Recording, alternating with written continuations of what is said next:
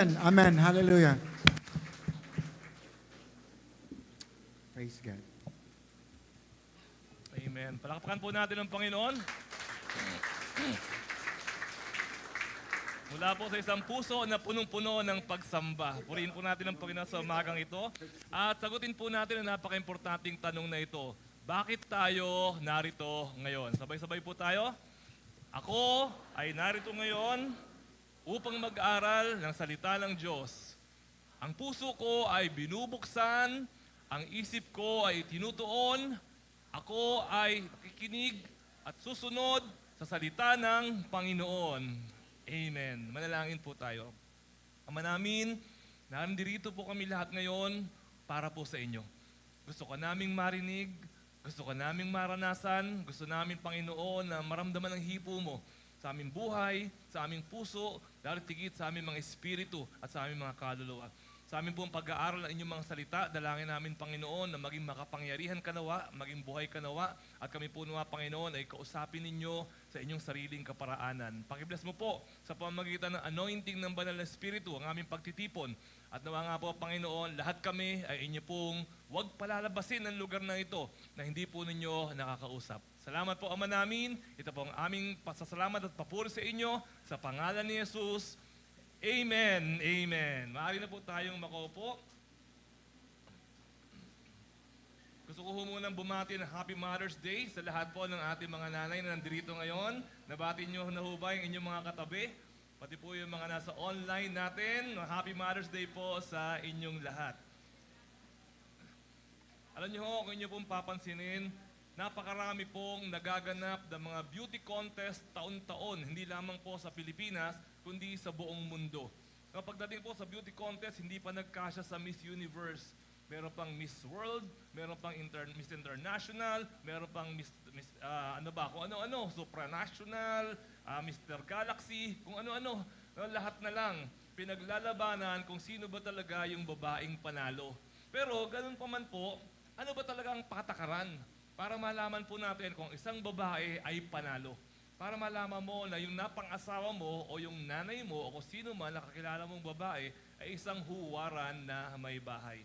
Dahil po dyan, ang pamagat ng atin pong pag-aaral at mensahe sa umagang ito bilang pagpupugay din po sa Mother's Day, ang mahusay na nanay. Mahusay ba ang nanay mo? Ayan. Oh, yes, okay. Sasagutin po natin yan ngayong pong umaga na ito. Pero dahil medyo mahaba po ang ating pag-aaralan, Proverbs 31, alam niyo naman po, pag pinag-usapan ng kababaihan, ang maiisip po kaagad ng mga tao ay Proverbs 31. At yan po ay medyo mahaba, mula verse 10 hanggang verse 30. 20 verses po yung aaralin natin mula po sa talatang ito. Kaya samahan niyo po ako. Basahin po natin ito na magkakasunod. Babasahin ko po yung isang part, nakalagay po doon ay pastor. Akin po yung pastor doon, tapos yung congregation. Ay kayo naman po ang babasa. Ngayon, kung gusto nyo magpastor, sabayan nyo ako doon sa part ng pastor. Okay? Sige po, ito na po, ready? Proverbs 31 verse 10 to 30. O, yung gusto sumabay sa akin, ha? Pakinggan nyo, ha? O, ready, go. Mahirap makakita ng mabuting asawa, higit sa mamahaling alahas ang kanyang halaga. Okay? Kayo, may sumabay ba? Wala. Okay, susunod po. Kayo po.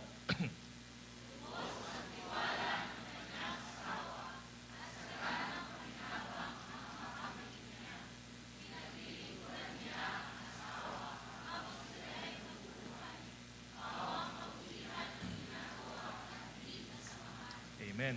Habang binabasa po ninyo ito at habang binabasa ko po ito, namnamin po ninyo yung bawat salita nitong, dahil Word of God po ito, Bible po ito. Ako naman po, verse 13. Wala siyang tigil sa paggawa. Hindi na halos nagpapahinga. Humahabi ng kanyang telang lino at lana. Tulad ng isang barkong puno ng kalakal, siya ay nag-uuwi ng pagkain mula sa malayong lugar.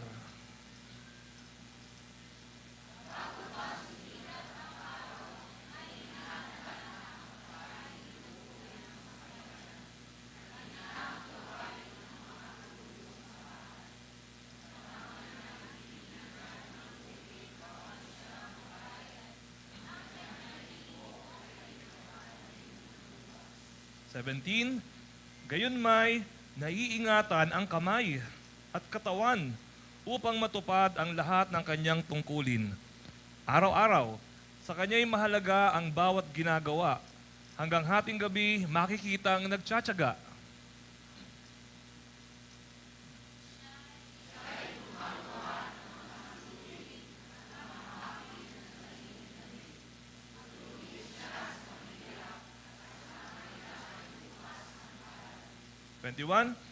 Hindi siya nag-aalala, dumating man ang tagginaw, sapagkat ang sambahayan niya ay may makapal na kasuotan. Gumagawa siya ng makakapal na sapin sa higaan at damit na pinong lino ang sinusuot niya. --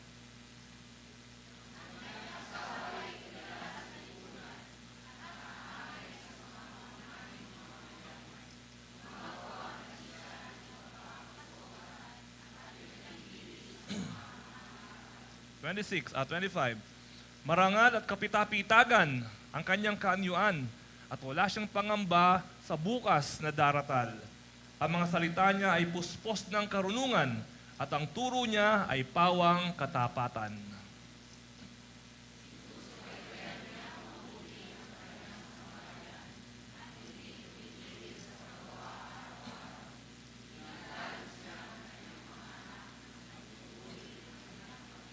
Okay, sabay-sabay po tayo sa verse 29. Maraming babae na mabuting asawa, ngunit sa kanila'y nakahihigit ka. Mandaraya ang pang-akit at kumukupas ang ganda. Ngunit ang babaeng gumagalang at sumusunod kay Yahweh ay pararangalan. Napakaganda po nito pong chapter na ito. Basahin mo pa lang, natuto ka na.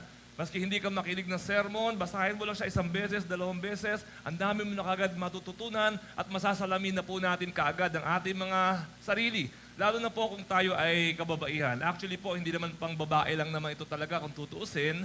Pero ganun pa man po dahil Mother's Day ngayon at saka ang context po ng verse na ito ay pang babae talaga. Kaya ilalapat po muna natin ito sa mga kababaihan. Gusto ko po munang balikan yung verse 10, yung unang verse na binasa po natin. Proverbs 31 verse 10.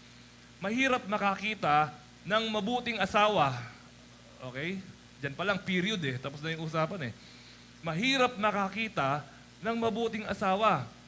Higit sa mamahaling alahas ang kanyang halaga. Bago po natin aralin ng tuluyan itong verse na ito, sino kaya ang nagsasalita rito? Sino kaya ang sumulat nito? Proverbs 31. May isip natin kagad, si Haring Solomon ang sumulat niyan. Di ba? At kung si Haring Solomon ang sumulat nito, may isip po, nahirapan siya maghanap ng asawa, 700 ang asawa niya. Nahirapan pa siya noon. Kumuha pa siya ng 300 na kabit. Kasi nahirapan siya talaga maghanap ng asawa. Pero ganun pa man, hindi po si Haring Solomon ang sumulat ng Proverbs 31. Kung sisimulan po natin to sa verse 1, ang sumulat po nito ay si Haring Lemuel. So hindi ho lahat ng Proverbs ay si King Solomon ang sumulat. May mga part po doon na inserted ng iba-iba ring mga authors and writers. So ang sumulat po nito ay si Haring Lemuel. Hari pa din naman ang sumulat. Now, isipin natin, hari na mismo ang sumulat nito, mahirap bang maghanap ng mabuting asawa ang isang hari? Hari yan eh. Kaya niyang piliin kung sino ang gusto niya. Magtuturo lang yan. Makukuha na niya kaagad. At maraming kababaihan siguro gusto maging asawa ng hari dahil kung ikaw ay asawa ng hari, ikaw ay reyna. Sino ba naman ang aayaw nun? Pero hari na mismo ang nagsasabi na mahirap daw makahanap ng mabuting asawa. Kaya kung ikaw ay nakahanap ng mabuting asawa, magpasalamat ka.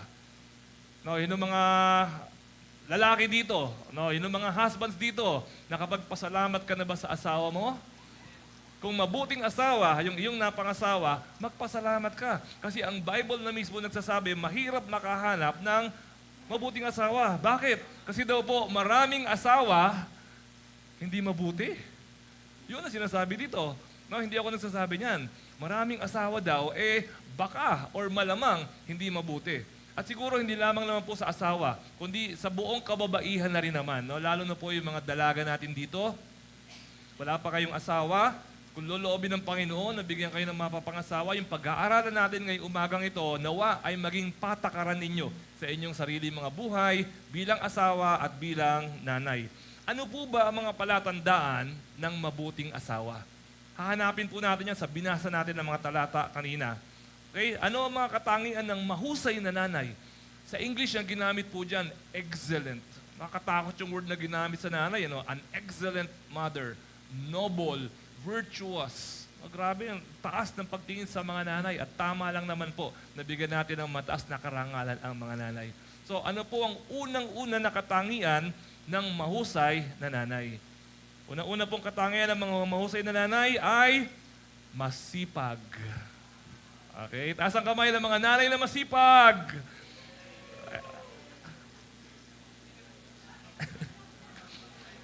Proverbs 31 verse 13. Ito ba sinasabi? Wala siyang tigil sa paggawa. Grabe. Hindi na halos nagpapahinga. Humahabi ng kanyang telang lino at lana. No, ito po ang kanyang definition ng masipag. Alam niyo po, ang sipag ay hindi pwedeng mawala sa isang tao. Lalaki ka man o babae ka man, dapat ikaw ay masipag. Lalo na po ang nanay. Hindi ho, ewan ko hindi afford ng isang pamilya na merong nanay na tamad. Imagine ninyo ang isang bahay, tapos tamad ang nanay. Ano itsuran tong bahay na ito? Ano itsuran tong pamilya na ito? No, ano kaya ang nangyayari sa kanilang kabahayan? Sa dami ng dapat gawin, mula umaga hanggang gabi, walang karapatan. Walang karapatan maski sino. Pero dahil ngayon po ay Proverbs 31 at saka Mother's Day, kaya nanay lang muna. Okay? Huwag kayong magalit sa akin, no? Walang karapatan ang mga nanay na maging tamad. Bakit nga naman? Umaga pa lang, nagluluto na yan. Sa umaga pa lang naman, naglilinis na yan. Naglalaba na yan. Pagdating ng tanghalian, nagluluto na ulit yan. Tapos, nagsasampay na yan o nagbabanlaw na yan. Bandang hapon, tatanggalin na niya yung mga sinampay, titiglupin na niya, tapos magre-ready na ng hapunan. At pagkatapos sa bandang gabi, darating na yung asawa niya, magpapabango na yan, GRO na yan. Pagdating ng gabi, hindi nauubos yung trabaho ng nanay mula umaga hanggang gabi. Kaya mahirap po sa isang nanay ang tamad. Ngayon, ito po ang tanong. Pastor, paano kung may trabaho pa yung nanay? Di ba? Minsan po ayaw natin sabihin, pero meron po tayong ganung uri ng stereotype. Kapag yung po mga bata, madudungis, sasabihin ba, bakit ganyan ang tatay niyan? Di ba hindi? Pagka yung mga bata, payatot, yung mga bata madudungis, yung mga bata napapabayaan, sino sinisisa? Yung nanay, yung tatay? Yung nanay. Pero, may trabaho rin naman yung nanay. Sa panahon po natin ngayon, bihira na yung walang trabaho yung mag-asawa Pareho na nagtatrabaho. Diba? Pero ganun pa man ang pinaghahanapan, pagdating po sa bahay, pagdating sa pamilya, ang pinaghahanapan, yung nanay pa rin. So, sorry, ganun po talaga ang patakaran ng mundo, ganun naman talaga. Kasi kapag wala namang makain yung pamilya, sino naman ang hahanapan? Nanay ba? Yung tatay naman. Diba? So, meron talagang ganung imbalance sa society natin. Pero, yun po ang ating sitwasyon sa panahon po na ito.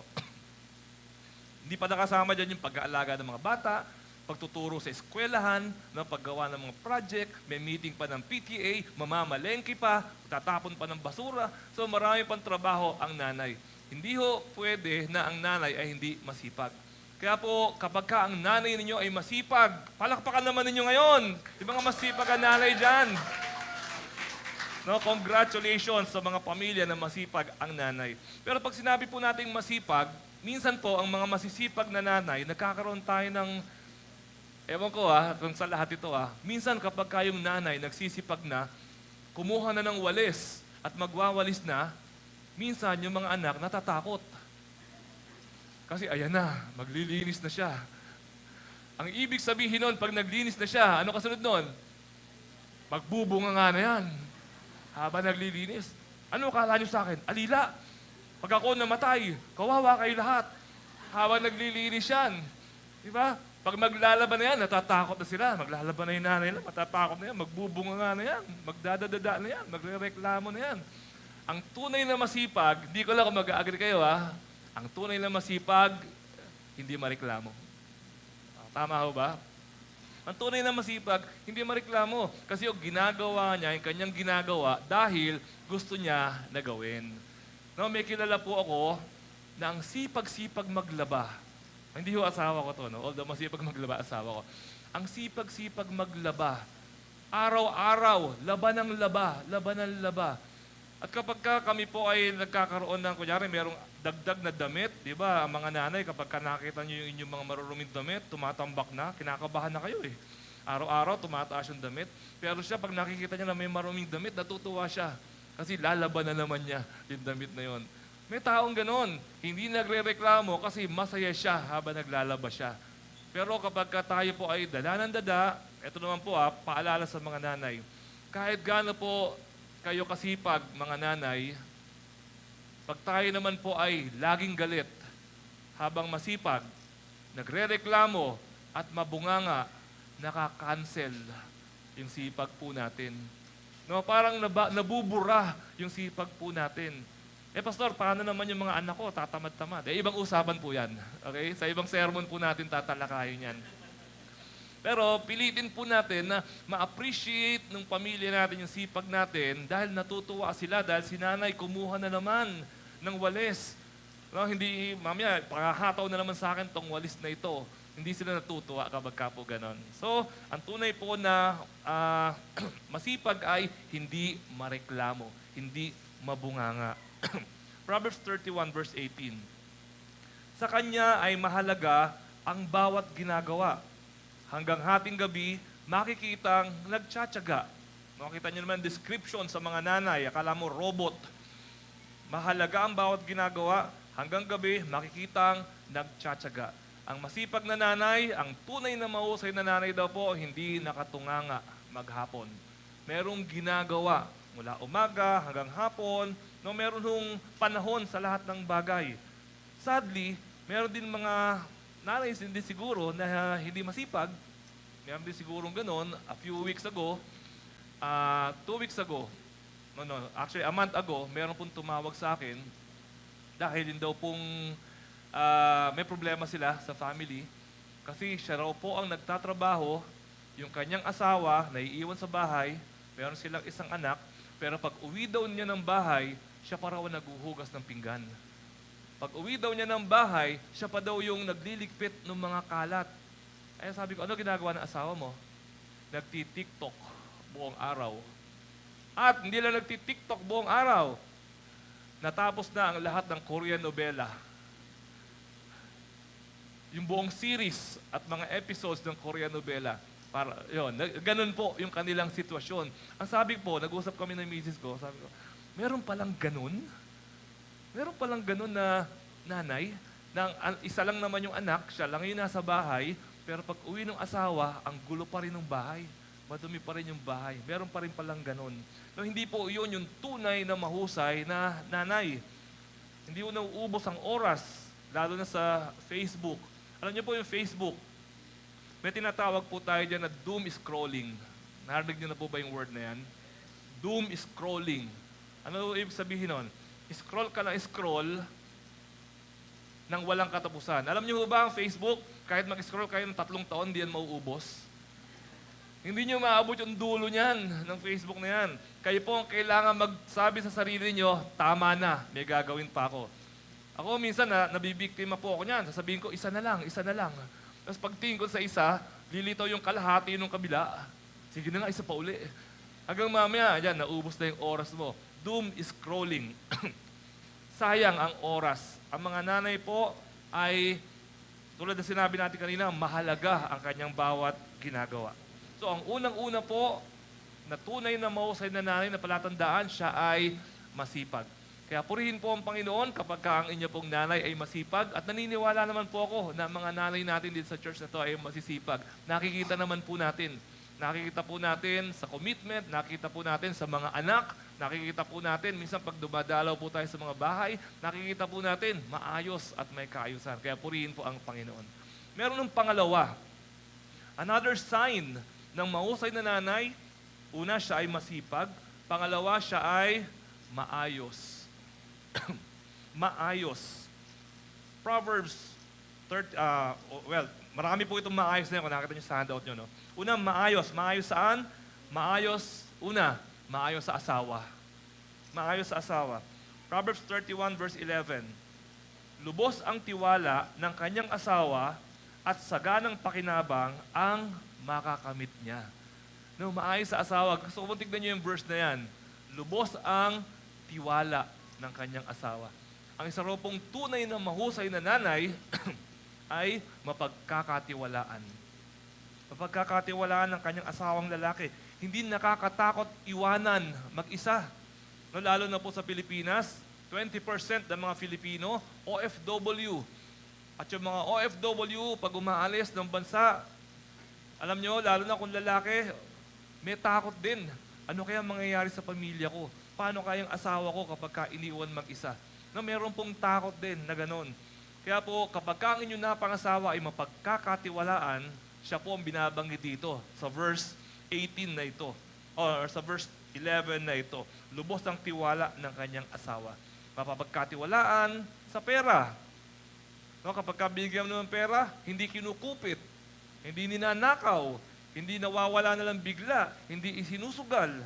No, mapagkakatiwalaan mo, maski sa cellphone. Yung cellphone niya, nakakalat lang dyan. Alam niyo po, kapag ang asawa ninyo, ang cellphone niya nakakalat lang sa bahay, mapapagkatiwalaan niyo yun. Ibig sabihin, hindi natatakot na inyong madiskubre yung mga nakalagay dun sa cellphone na yon. No? So, meron ba ditong ganon? Ang asawa mo ba, alam mo ang password ng cellphone? Dapat alam mo. Dapat alam mo yung pattern ng cellphone niya. At kung maaari, kung high-tech ang cellphone niyo, yung itatapat mo lang yung mukha mo na ganon, bubukas na. No? Kung maaari, ganon. Yun po yung asawa na mapagkakatiwalaan, walang itinatago. So, kasi yun, napaka-importante ng tiwala. Meron po tayong kasabihan, kapag nasira ang tiwala, sira na rin ang relasyon. Napaka-importante ng tiwala. Napakasarap magkaroon ng asawang matapat. No, napakasarap magkaroon ng asawa na bibigyan ka ng kapayapaan ng kalooban. Hindi yung kakabaka-baka. Hindi yung kailangan mo pa i-track. Nasaan na kaya nilagay mo pa ng GPS yung bag. Nasaan na kaya itong asawa ko? No, hindi ka natatakot na kapag ka naghiwalay kayo sa mall, na pagbalik, ang dami-daming pinamili. Hindi ka natatakot na gano'n. Napakasarap na ang kalooban mo ay mapayapa. At ang isa pong asawa, eto, listen everybody, ang isang asawa na mapagkakatiwalaan, babae man yan o lalaki, blessing from God. At kung ang isang asawa na mapagkakatiwalaan ay blessing from God, ang asawa na hindi mapagkakatiwalaan ay galing sa hindi ko nababanggitin. Okay? Kahit hindi ka mayaman, kayamanan mo ang asawa mo. Kapag kayong napangasawa mo ay maiiwan mo. Hindi ka natatakot na kung anong pagsasabihin kapag ka iniwan mo. Hindi ka natatakot na kung anong paggagawin kapag ka iniwan mo. So para po sa ating lahat, lalo na po sa mga kababaihan, dahil Mother's Day ngayon, strive to be trustworthy. Pilitin po natin na tayo mapagkatiwalaan. Marami po mga relationship nasira kasi nasira na rin yung tiwala. Walang tiwala yung lalaki o walang tiwala yung babae doon sa lalaki. So, lagi na lang may kaba, lagi na lang may duda, walang kapayapaan ang kanila pong buhay. At kung tayo naman po, yung nakasira ng tiwala, alam niyo po, every now and then, nasisira na rin ang tiwala ng ating mga kabiyak. Di ba? Strive na makabawi man lang. Kapag ka nasira natin yung tiwala, humingi ng sorry. Let us rebuild trust within the relationship because it is very, very important for a powerful and strong relationship. Proverbs 31, verse 12, hindi lamang po mapagkakatiwalaan. Verse 12, pinaglilingkuran niyang asawa habang sila'y nabubuhay. Pawang kabutihan ng ginagawa at hindi kasamaan. So ano po yung pangalawa? Ang una po, maayos sa asawa, mapagkakatiwalaan. Pangalawa, siya po ay maalaga sa asawa. Areglado ang mga needs ng asawa. Nakakita na po ba kayo na mag-asawa, tapos yun pong lalaki, mukhang gusgusin, mukhang kawawa. Nakakita na po ba kayo ng ganon? Nakakita na po ba kayo na magkasama yung babae at yung lalaki? O kahit hindi magkasama, kahit yung lalaki lang darating, meron kayong meeting, meron kayong fellowship, meron gawain, gusot-gusot ang damit, gusot-gusot ang buhok, yung kwelyo nakatayo, tapos nagkamali pa ng lagay ng butones. Tapos ang dumi-dumi ng pantalon. Nakakita na po ba kayo ng ganong lalaki? Pag nakakita po kayo ng lalaki na mukhang gusgusin, minsan naiisip po natin, hindi inaasikaso ng kanyang asawa, ng lalaki na to. Ito ang binasa natin na verse na ito, pinaglilingkuran daw niya ang kanyang asawa. Hindi magulo ang kwelyo, hindi magulo ang buhok, kundi laging inaalagaan. Halimbawa, kayo po ay nanananghalian. May kilala po akong ganyan, nanananghalian. Habang nanananghalian silang dalawa, nakatingin po o nakabantay po yung kanyang asawa doon sa pinggan ng lalaki. Sasabihin po, pag paubos na, sasabihin, gusto mo ba ng kanin? O kaya naman, pag paubos na, sasabihin, gusto mo ng tubig? Talaga naman, pagka nakakuha kayo ng ganyang asawa, grabe naman talaga. No? At pagkatapos naman nun, di ba, liligpitin yung pinggan, sumusobra na ako No? Pag-aalaga doon po sa kanyang asawa. Kaya napaka-importante po niyan na inaalagaan natin ang mga kalalakihan. Alam niyo po kung bakit? Kasi ang mga kalalakihan,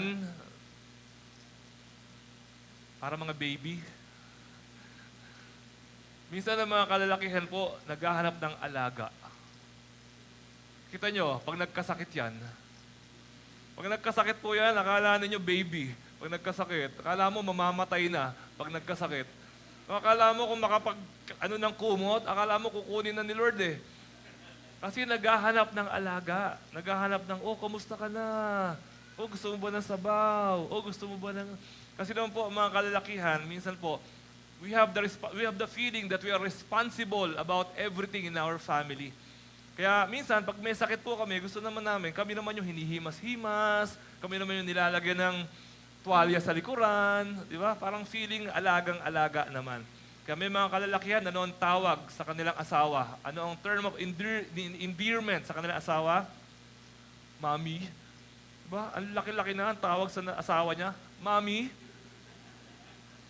Yun namang nanay, gustong-gusto naman niya na tinatawag siya ng mommy. At sasabihin niya, 3 anak niya. Pero sasabihin niya, 4 ang anak ko.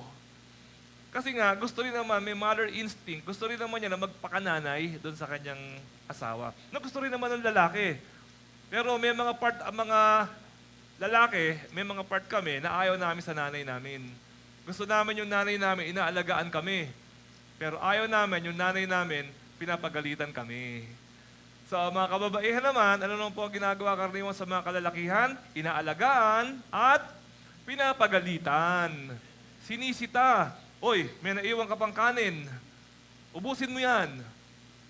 Yung ulam na yan, sayang yan. Yung lababo, iniwan mo pa yung pinggan mo doon.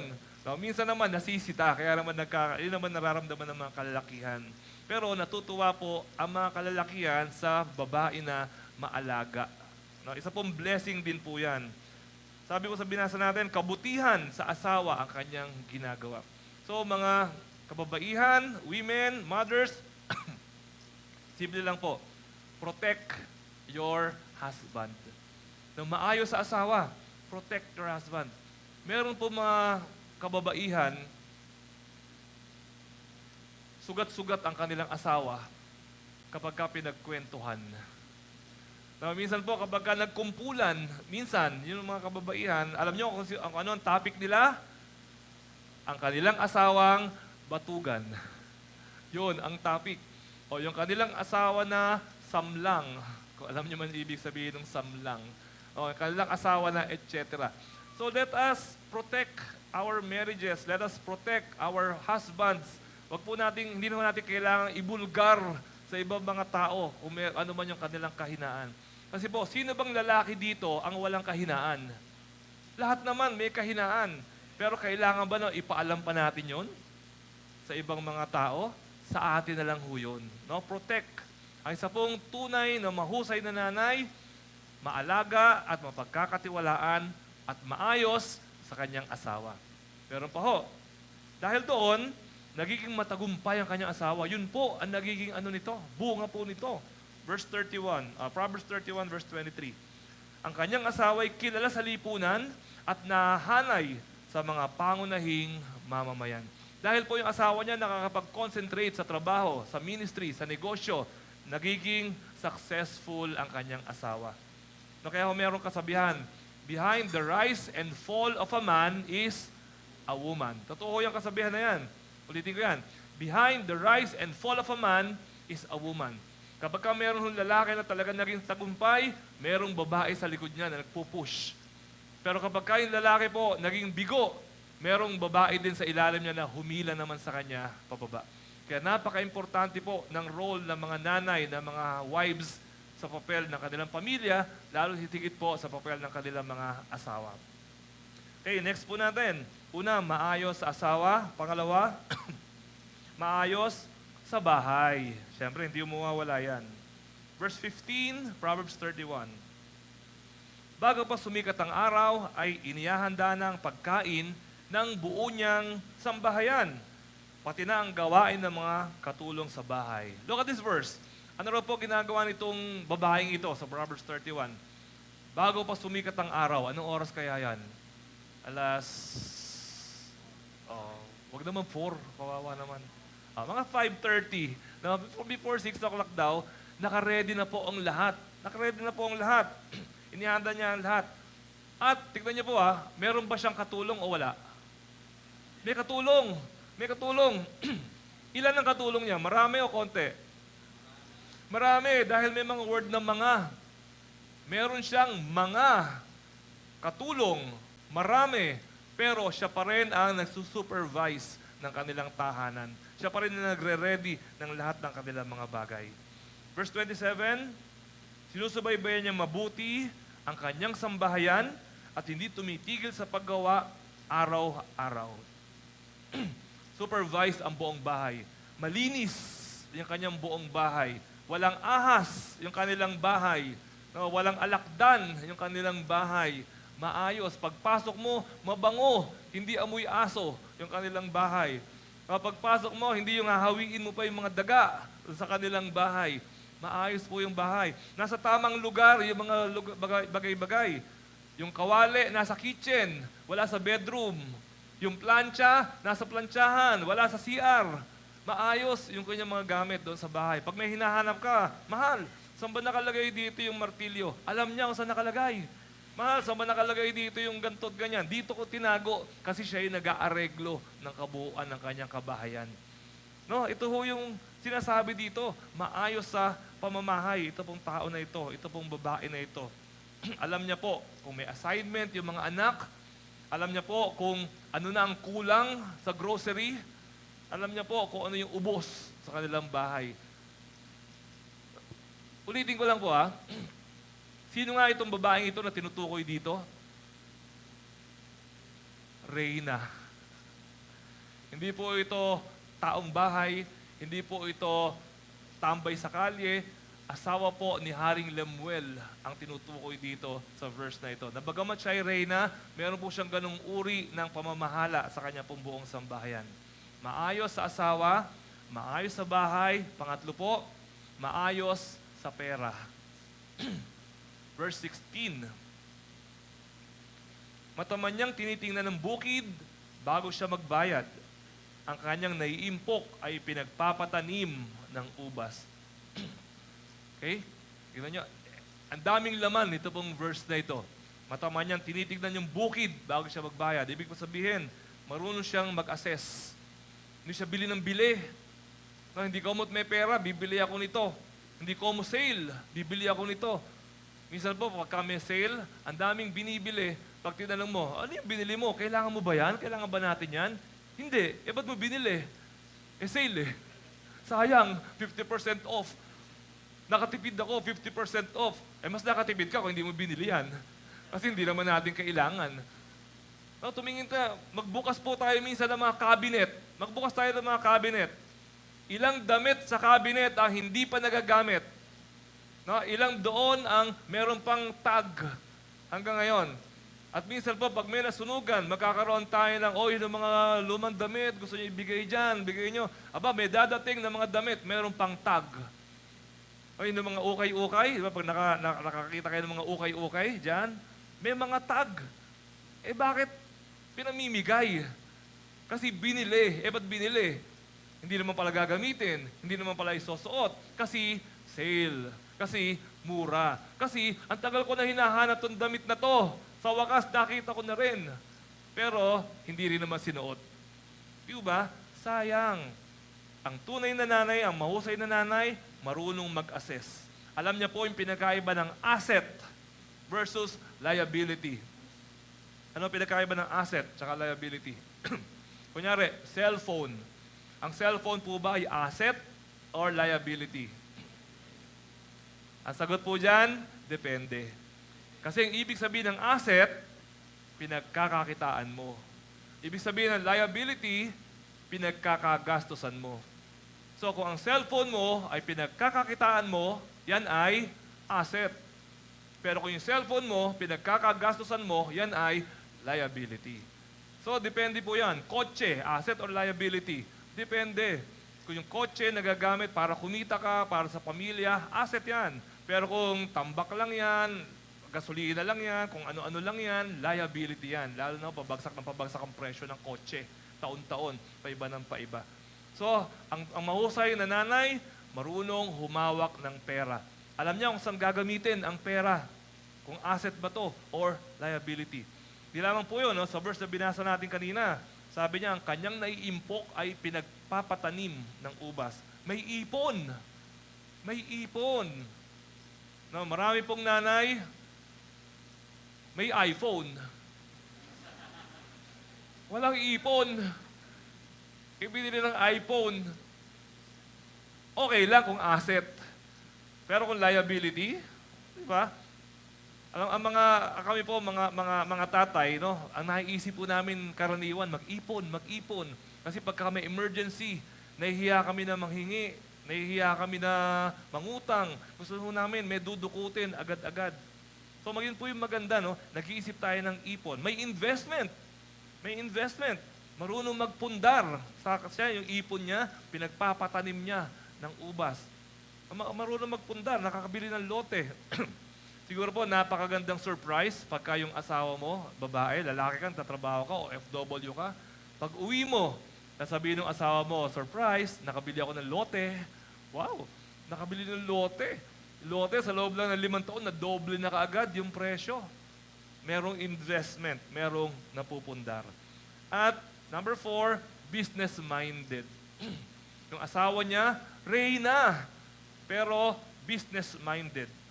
31 verse 14, tulad ng isang barkong puno ng kalakal, siya ay nag-uuwi ng pagkain mula sa malayong lugar. Nag-uuwi daw, no? Tulad daw ng barko na puno ng kalakal. Nung ako po ay binata pa, meron po akong pinagpastoran na church sa isang isla. Diyan po sa Binangonan, sa Talim Island, diyan sa Binangonan. Tasakay po ako ng bangka, pero malaking bangka po yan. Siguro 1/4 nitong church natin, yung laki ng bangka na yan. At yung bangka na yon, magbibiyahe po kami mga 1 hour papunta doon sa isla. Yun yung bangka na sinasakyan ko na yon, punong-puno ng kalakal. May buhay na manok, merong mga hollow blocks, no? Merong mga panindang gulay, punong-puno ng kalakal. Ito raw po yung babae, dito sa binabanggit dito, siya raw po ay parang barko na puno ng kalakal. Nag-uuwi ng pagkain sa kanyang pamilya. Reyna po, ito pinag-uusapan natin dito. Pero meron siyang dagdag kita. No, nag-uuwi raw ng dagdag kita. Merong sideline, kumikita sa iba't ibang kaparaanan. O kaya ay na meron double income yung kanila pong family. Naghahanap ng, sabihin ko to. Naghahanap ng pagkakakitaan, hindi ng pagkakagastusan. Yun ang magandang uri po ng may bahay. No, binigyan mo ng 1,000, iniwan mo ng ilang araw, pagbalik, 2,000 na. Hindi yung binigyan mo ng 1,000, pagbalik, may utang kang 1,000 sa tindahan. Dahil naubos niya yung 1,000, nakautang pa. Yun yung maganda, nadodoble. O kaya nai-stretch. Yung 1,000, napagkasya niya ng 2 linggo. Grabe naman. Ang galing, napagkasya kasi ulam nyo araw-araw, munggo. Merong kaparaanan. So marunong po, may business-minded sa kanyang pag-iisip. Gumagawa pa rin siya, verse 24, gumagawa pa rin siya ng iba pang kasuutan at ipinagbibili sa mga mangangalakal. Grabe, no? financially strong ito pong babae na ito. Ang mahusay na may bahay, ang mahusay na babae, hindi na lang may bahay, na babae, financially strong. Alam niyo ho, hindi lang naman po sa telenovela, kundi pati sa tunay na buhay, merong mga babae niloloko ng kanilang asawang lalaki. Kinakaliwa ng kanilang asawang lalaki. At pag nakausap mo, ba't di mo iwanan? Ayaw iwanan. Alam niyo kung bakit? Kasi nakasandal. Pag iniwanan ko yan, paano na kami? Ano kakainin namin? So hahayaan mo na lang na niloloko ka ng asawa mo? Ang kapalit naman may allowance ka? Yun? Ganon? Yun po nangyayari kapag hindi financially strong ang kababaihan. Alam niyo po, sa panahon po natin ngayon, anybody can earn. Anybody. Pwedeng kumita ang lahat, kahit bata, kahit matanda. Pwedeng kumita ang lahat. Pwede ka mag-affiliate kung mahilig ka mag-online, di ba? Lazada, Shopee. Alam niyo ba yung affiliate selling? May binili ka na something sa Lazada, ipinost mo, tapos pagka connected ka sa kanila, lahat ng bibili, may commission ka. Lahat ng bibili noon dahil dumaan sa'yo, may commission ka. Affiliate. Mahilig ka sa makeup, mag-makeup review ka. O, bumili ako ng ganitong makeup, tapos ilagay mo sa YouTube, tapos mamaya pinapadalan ka na kung ano-ano mga produkto dahil ikaw ay nagre-review ng kanilang produkto na yon. So, kaya naman, magsagot ka ng survey. May mga nakikita akong ganyan sa online. Magsasagot ka ng survey, tatanungin ka lang. No, may kita ka na. Lahat pwedeng kumita. At meron na, hindi ko lang kung pwede ko sabihin to Sige na nga. Bubusin na lang ako kasi baka meron mawala ng trabaho. Hindi ko na sasabihin kung saan. Meron kaming isang mall na pinuntahan at pagsakay namin sa elevator, ang sabi po nung biyanan ko, si Ma'am Shi, sabi nung biyanan ko doon sa elevator girl, ano tinda mo ngayon dyan? Ito ho. Inilabas yung, ito po. Sige, bigyan mo akong 2. Sabi ko, nagtitinda yung elevator girl doon sa mall na yun? At kilala siya ni Ma'am Shi? Bumili pa siya talaga doon sa elevator girl na yun? So dati na silang, suki! Aba, ang klase ito. So hindi ko sabihin kung anong mall kasi baka mawala siya ng trabaho. Pero, di ba, double income, meron ka ng trabaho sa elevator, tapos nagbebenta ka pa. Di ba? Parang iba mga jeepney driver, meron sari-sari store doon sa loob ng jeepney nila. Kasi kung gustong kumita, may kaparaanan naman po para kumita. Sa panahon ngayon, online, napakadaling maraming pwedeng kumita. So strive to be financially strong. Hindi lamang po sa mga kababaihan, pero lalo na sa mga kababaihan. Strive to be financially strong. May ipon, may investment, marunong mag-assess, at marunong mag-business. Okay? Pang-apat po, hindi lamang po maayos sa pera, maayos din sa sarili. Yan, importante yan. Magandang pag-usapan to. Verse 17. Gayunmay, naiingatan ang kamay at katawan upang matupad ang lahat ng kanyang tungkulin. Matapos po natin banggitin kanina, yung mga binasa natin, nagtatrabaho mula umaga hanggang gabi, walang pahinga, bahala siya sa bahay, bahala sa asawa. Ang ending, verse 17, gayunmay, naiingatan ang kamay at katawan para matupad ang lahat ng kanyang tungkulin. Pag sinabi po natin naiingatan ang katawan, ano ibig sabihin nun? Healthy. No? Malusog. Hindi laging anemic.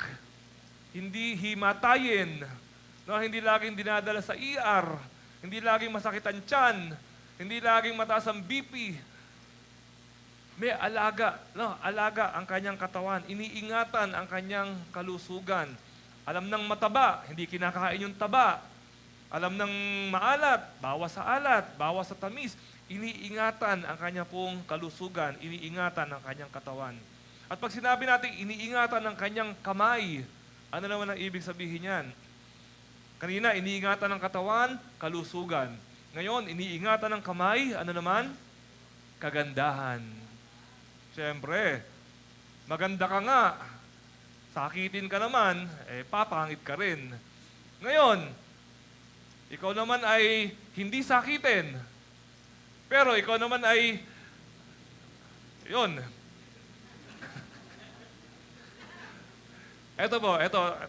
Tanong ko sa mga kababaihan dito, lalo na pag nagkakaedad na. Ba't ka nagustuhan ng asawa mo? Dahil ba pangit ka? Hindi, di ba? Ba't ka nagustuhan ng asawa mo? Dahil ikaw ay maganda. Alam ka naman naghanap ang asawa na, ang pangarap ko maging asawa, pangit eh. Meron bang ganun lalaki? Siyempre, wala. Ang pangarap ng mga lalaki, makapag-asawa ng maganda. So, maganda ka. Kaya ka nagustuhan ng asawa mo, kaya ka minahal lalo ng asawa mo, kaya ka pinakasalan ng asawa mo, kasi sabi niya, wow, thank you Lord, ang ganda-ganda naman. Ito ibinigay mo na babae para sa akin. Ngayon, kung yun ang nagustuhan ng asawa mo, bakit mo wawalain yun? Bakit ang mga babae po gumagastos ng malaki para sa pagpapaganda? Sa make-up. Diba? Bakit gumagastos ng ang malaki ang babae? Kasi alam ng mga babae na gusto rin ng kanilang mga asawa ang maganda. Ang mga lalaki po, hindi ho nagbabago ang gusto sa buhay. Ang mga babae po minsan nagbabago eh. Pag ang mga babae po, mga high school pa lang, ang gusto po niyan sa lalaki, yung mga cute. Kapag yung babae, college na, ang gusto niyan sa lalaki, mga gwapo na. Kapag yung babae, nagtatrabaho na, ang gusto niyan sa lalaki, successful. Ngayon, kapag yung babae ay nakakaedad na, ang gusto niyan sa lalaki, matalino, matatag. Kapag matanda na, ang gusto niya sa lalaki, yung kaya siyang alagaan. Naiiba ang gusto ng babae sa lalaki. Ang lalaki po, hindi nagbabago. Pag high school, ang gusto niyan, maganda. Pag college, ang gusto niyan, maganda. Pag nagtatrabaho na yan, ang gusto niyan, maganda. Pag matanda na siya, ang gusto niya, maganda.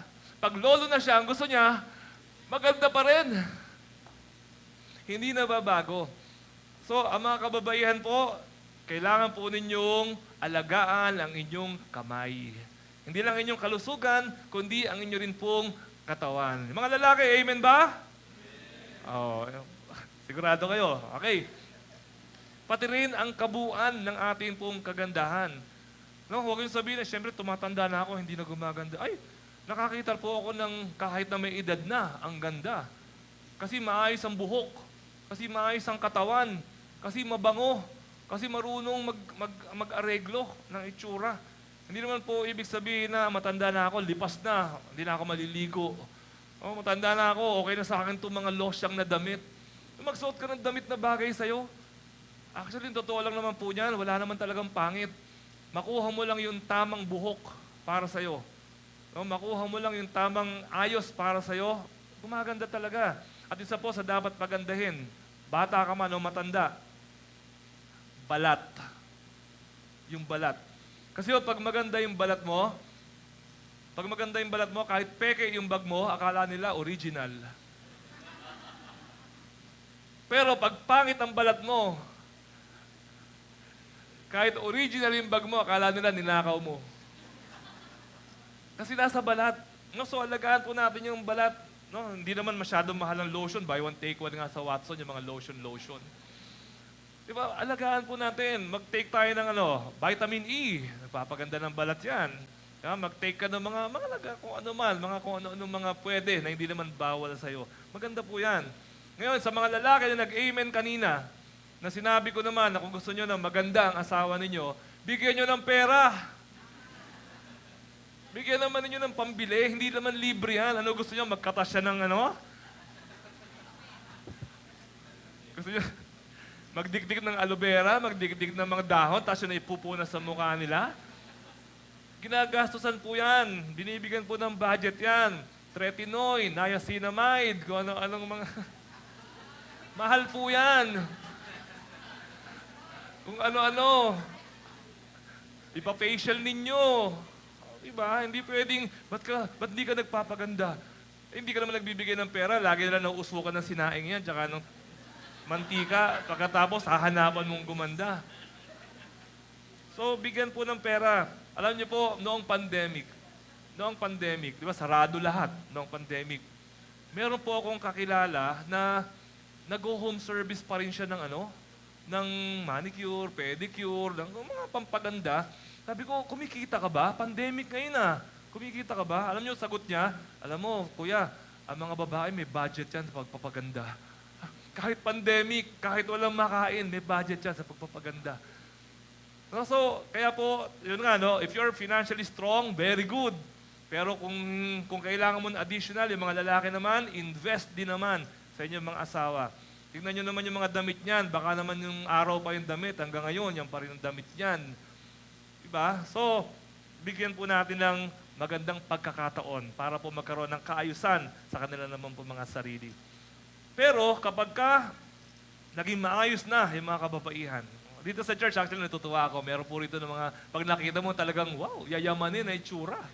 Kahit na hindi naman, pero yun, pwede naman talaga. Ito naman, verse 25. Marangal at kapitapitagan ang kanyang kaanyuan at wala siyang pangamba sa bukas na daratal. Okay, gumanda na nga. Pero, ano naman sabi rito? Dapat naman, marangal. Diba? Hindi naman yung bukas na bukas yung cleavage mo hanggang dito. No, hindi naman yung, di ba, lahat na lang ng tao nagkasala nung dumating ka. So, dapat marangal pa rin. Naiingatan ang karangalan. Yan ang importante rin naman. Kagalang-galang. Hindi malaswa. Hindi harot. Diba? Hindi yung mapapaawa yung asawa mo pag nag-date kayo kasi sinisipulan ka ng mga lasing. No, hindi yung ganoon. Dapat maayos pa rin naman po ang kalahat-lahatan. At dahil doon, verse 28, iginagalang siya ng kanyang mga anak at pinupuri ng kanyang kabiyak. Respetado na respetado. Kapag kayong dalawa na lang na asawa mo, yung lalaki at babae, nasa kwarto kayo, wala nang galangan yan. Pero pagka nasa labas, diba, respetado ng ibang tao, respetado ng mga anak, respetado ka ng iyong buong pamilya. Lalo na po kapag nagsisenior na po tayo. Alam niyo po, minsan nakakalungkot, may mga senior, parang kinakawawa ng kanilang mga anak. Napalibasa senior na, walang trabaho, hindi kumikita, yung mga anak parang inaalila, yung mga senior. So hindi po. So kaya maging strong po tayo, maging respected po tayo, financially strong even, para po kahit na anong age ng buhay po natin, we are strong. At sa mga lalaki naman po, kita nyo pinupuri siya ng kanyang kabiyak, yung sabi sa verse natin. Sa mga lalaki naman po, matuto naman po tayong mag-appreciate sa ating mga nanay o sa ating mga asawa, sa mga mahal sa buhay natin. Na matuto po naman tayo, sabihin natin sa kanya, bagay sa iyo yung buhok mo. Sabihin mo sa kanya, pumapayat ka yata. Kahit hindi. Hindi, joke lang yun. Pag tinanong kanya, pumapayat ba ako? Ang sagot doon, oo. Huwag ka na mag-isip. Ang sagot doon, oo. Okay? Tumatanda na ba ako? Ang sagot doon, hindi. Huwag ka na mag-isip. Mahal mo pa ba ako? Oo. Yun ang sagot doon. No? Hindi na pinag-iisipan yung mga sagot doon. Matuto tayo mag-appreciate sa mga asawa po natin. Hindi ho biro yung paglalaba. No, hindi biro yan. Minsan nakakakita ka ng babae, wala ka na bang gagawin sa buhay mo kundi maglaba? 3 times a week, naglalaba ka. No, wala ka na bang gagawin kundi magluto? Yun talaga Hindi ho siya madali. Kaya i-appreciate po natin sila. Mag-thank you po tayo. Mahal, thank you sa luto mo. Kahit maalat, maraming salamat. Diba, galing pa rin yan kay Lord. Diba, bahala si Lord na magtanggal ng lason. Joke. No? So, matuto po tayo mag-appreciate. Na salamat, gumigising ka ng maaga. Salamat na yung mga bata ay ikaw na yung naghatid sa school. No? Maraming salamat dahil ganto't ganyan. No? Maraming salamat. Kasi sa totoo lang po, ang mga lalaki, pag pinabayaan din ninyo, ano rin ang mga lalaki po caveman. Caveman pa rin ang aming mentality. Kaya salamat, matuto rin po tayong mag-appreciate. Pangatlo po, isa pang katangian ng isang mahusay na nanay ay pagiging matulungin. Okay, bilisan na lang po natin to. Verse 20, matulungin siya sa mahirap at sa nangangailangan ay bukas ang palad. So hindi lang po niya inaalagaan ang kamay niya, kundi bukas din yung kamay niya. Bukas din po yung palad niya. Hindi siya madamot. Meron po siyang puso para sa kanyang kapwa. charity na tinatawag. Na sa Latin, yung pong word na charity, galing po siya sa Latin word na caritas. Alam ko, narinig nyo na yung word na yan. And caritas means not only love, it means love in action. Kumikilos na uri ng pag-ibig. So, ang mahusay na nanay, matulungin, helps tangibly. Tumutulong sa iba't ibang kaparaanan. Hindi po puro pray. Siyempre, maganda yung pray. Pero hindi puro pray. Pagpe-pray kita, pagpe-pray ko yung kailangan mo, pagpe-pray ko yung ganyan. Kasi kung may kaya namang ibigay, kaya namang tumulong, tumutulong. Real love, merong kindness and real godliness is shown when there is giving. Kasi po, hindi bagay, sabihin ko nga ito ng mabagal, hindi bagay sa Christian ang madamot. Sabay-sabay ho tayo, hindi bagay sa Christian ang madamot. Ready? Go! Hindi bagay sa Christian ang madamot. Amen. So, be a giver. Be a giver. No, be a giver, syempre, sa ibang tao, sa nangangailangan, sa deserving, at sa ibang mga ministry ng Panginoon, be a giver. Pang-apat, isa pang katangian ng isang mahusay na nanay ay ang pagiging marunong. May laman ng utak. Verse 26, ang salita niya ay puspos ng karunungan at ang turo niya ay pawang katapatan. May laman, hindi puro ganda. Hindi puro ganda ang alam, hindi puro pagpapaseksi ang alam. Meron ding laman ng utak. Minsan tatanungin mo, ano ba yung mga shades ng lipstick? Kabisado? Burgundy, raspberry, salmon, mga shades ng lipstick, kabisado. Pero tanungin mo, 36 divided by 6, hindi masagot. Dapat may karunungan na alam. Marunong sa buhay. Kahit hindi graduate, madiskarte. Yan, maraming alam sa buhay. Maraming natutunan sa buhay. Marunong mag-discern ng tama at mali. Hindi madaling ma-scam. No, kailangan po natin yan. Yun yung maganda. Yun po yung maganda. Hindi lamang po maganda. Asawa mo, nanay mo, masipag na, maganda na, matulungin pa, marunong pa. Nasaan ka pa dyan? At hindi lamang po marunong sa buhay, kundi marunong din naman magsalita. Matututo ka sa kanya kahit masakit siya magsalita. Pero yung salita po niya, hindi nagtutulak para magrebelde yung anak. So alam kung paano magbibitaw ng tamang pananalita. Hindi nag-iimbita ng awa, hindi naghahanap ng gulo, kundi marunong magsalita ng tama. At panghuli po, yan, baka inaantay niyo yung words na yan eh. At panghuli po, ang pinaka-importanting katangian ng isang mahusay na nanay ay pagiging makadiyos. Siyempre. Verse 30, mandaraya ang pang-akit at kumukupas ang ganda. Ngunit ang babaeng gumagalang at sumusunod kay Yahweh ay pararangalan. Napakaganda. Ito po ang pinakamagandang pamana sa ating mga anak. Marami po sa atin, hindi naman talaga makakapagpamana ng milyones sa mga anak natin. Marami sa atin, hindi naman makakapagpamana talaga ng mga bahay at lupa sa mga anak natin. Pero ang pinakamaganda po na pamana sa anak natin, may pamana po natin ng pagiging makadiyos. Malaman, maunawaan po ng mga anak natin na kailangan nila ang Diyos. No, tayo po, dumating na po tayo sa punto na yan. Kailangan natin ang Diyos sa buhay natin. Pero yung mga anak po natin, hindi pa ho nila minsan nararamdaman yan. Ang alam lang nila, kailangan nila ng pera, penging pera, at binibigyan ng magulang ng pera. Pero hindi po sila dumarating sa punto na nakikita nila kung wala ang Diyos sa buhay ko, baliwala ang lahat. So ang makadiyos na nanay, prays for her family. Pinapanalangin ang kanyang pamilya. So yung mga nanay na nandirito ngayon, pinagpe-pray mo ba ang mga anak mo? Isa-isa. Pag-pray mo isa-isa. Asawa mo, pag-pray mo, alagaan sa panalangin. At kahit bata pa yung mga anak natin, mga ate, mga kuya, pag-pray mo na kung sino magiging asawa niyan.